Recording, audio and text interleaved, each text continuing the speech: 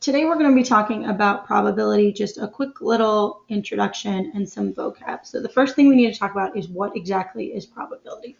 Probability is how likely an event will occur. How we can measure this, we have two options. We can measure it as a number from 0 to 1 or as a percent from 0% to 100%. What you're going to notice if you look at this chart over here on the side, if you have a probability of 0, that means this event will not occur. It's not possible. If you have a percent, or if you have a probability of 1, that means that it's certain to occur. If you want to translate these into percents, this is 0% or 100%. Directly in the middle, 1/2 or 0.5, it is as likely to occur as it is not to occur. Basically, what this chart is telling you is the closer you get to 1, the more likely it is to happen. The further away you get from 1, the less likely it is to happen. What you've probably done before when talking about probability are experiments. An experiment is a process or action that has observable results. So it's something you're physically doing and you're writing down what's happening. You're going to see me use this example a lot today. The example we're going to do is rolling a die. You can also think of this as flipping a coin, drawing a card from a deck, picking something. Physically actually doing the process is the experiment. An outcome, or outcomes, are the results from experiments. So for example, you roll a die and you get a 6. That would be the outcome of rolling a die.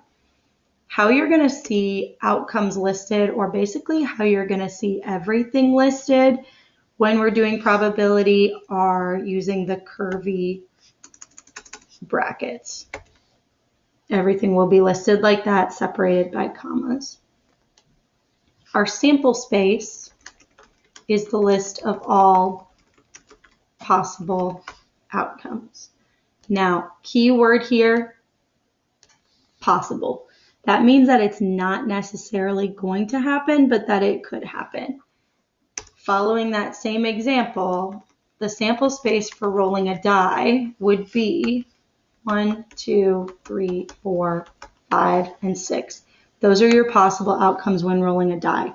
That doesn't mean that you roll a die and you're automatically going to get a 1, followed by a 2, a 3, a 4, etc. These are just the possible things that could happen. An event is a desired outcome. It's what you want to happen. The best way that I can relate this, for example, is if you are playing a board game and you're 3 spaces away from where you want to be, your desired outcome would be rolling a 3. It's what you want to happen. So you would think about it as, what are my chances of rolling a 3 and winning here? A set is a list or collection of items.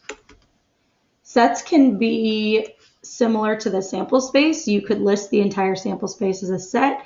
You could list it as a smaller set as well. Just for an example, we're going to list the set of outcomes when rolling a die. So in this case, our set is actually our sample space. So once again, you have the possibilities of rolling a 1 through a 6. The subset is kind of self-explanatory. It's a set contained within a set. It's a smaller set, or it's a part or a piece of the set.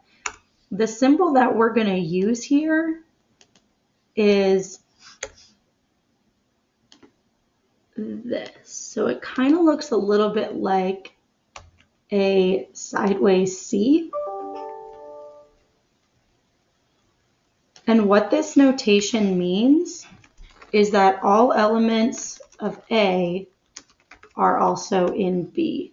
So for example, a subset that I can create would be rolling an even number.